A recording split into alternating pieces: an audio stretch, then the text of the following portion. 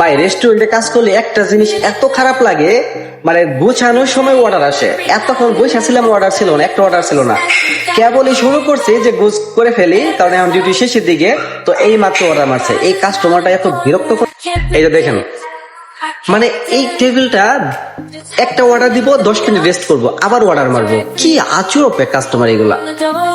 যারা রেস্টুরেন্টে কাজ করেন এবং সুশীতে কাজ করেন তারাই জানেন এটার কষ্টটা কি, যে এই লাস্ট টাইমে যদি অর্ডার গুলো আসে এমন মেজাজটা গরম হয় ভাই, মনটা চায় না এটা, মানে মনিটরটা ভাঙিয়ে ফেলাই, এমন রাগ উঠে মাঝে মাঝে। কিন্তু কি করবো, কোম্পানির ডিউটি করতে তুইব। এখন যদি অর্ডার না দেই, যদি বসের কাছে রিপোর্ট করে তাহলে আমারে বাস দেবো, হ্যাঁ তুই অর্ডার কেন দেস নাই।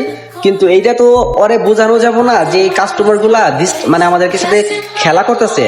10 মিনিট পর পর অর্ডার দেয়, 10 মিনিট পর পর অর্ডার দেয়, তারপরে অর্ডার একসাথে দিয়ে খাই সমস্যা নাই, কিন্তু একটা একটা একটা মানে আমরা এখানে খেলনা করতেছি। ওফ, এরকম কষ্ট কার কার লাগে অবশ্যই জানাবেন। থাইসালা ওই যে ওর কিন্তু অর্ডার নাই, ও কিন্তু বসে রয়েছে, যত অর্ডার খেলে আমার নিকিরি নিকিরি নিকিরি, কে কাকসুতা merda, sapi, এটা থাইসালা, সাপি সাপি সাপি